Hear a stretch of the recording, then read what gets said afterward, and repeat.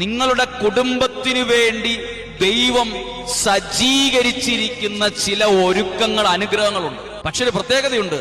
ഇതൊരു കണ്ണും കണ്ടിട്ടില്ല, ഒരു കാതും കേട്ടിട്ടില്ല, ഒരു മനുഷ്യന്റെ ഹൃദയത്തിൽ ഇത് തോന്നിയിട്ട് പോലുമില്ല. ഞാനും നിങ്ങളും ആരാധിക്കുന്നതും പ്രാർത്ഥിക്കുന്നതും ആശ്രയിക്കുന്നതും ദൈവവചനം കേൾക്കുന്നതും കാണുമ്പോൾ പലരും കളിയാക്കും, പലരും ഒറ്റപ്പെടുത്തും, വേറെന്തേലും വല്ല പണി ചെയ്തുകൂടെ എന്ന് പറയും. കാരണം എന്താണെന്നറിയാമോ?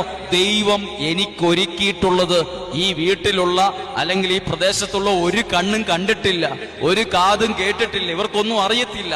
പക്ഷെ എനിക്ക് വിശ്വാസത്തിൽ ഈ വചനം അറിയാം. ഇവർക്ക് ആർക്കും ഇതൊന്നും കാണുകയോ കേൾക്കുകയോ ആസ്വദിക്കുകയോ അറിയുകയോ ചെയ്തിട്ടില്ലേലും ദൈവം എനിക്കായി സജ്ജീകരിച്ചിരിക്കുന്നത്, ഒരുക്കിയിരിക്കുന്നത് വചനപ്രകാരം ഞാൻ വിശ്വാസത്തിന്റെ കണ്ണുകൾ കൊണ്ട് കാണുന്നു. അവരത് കണ്ടിട്ടില്ല. അവർ ചിലപ്പോൾ അത് വിമർശിക്കും, അതിനെ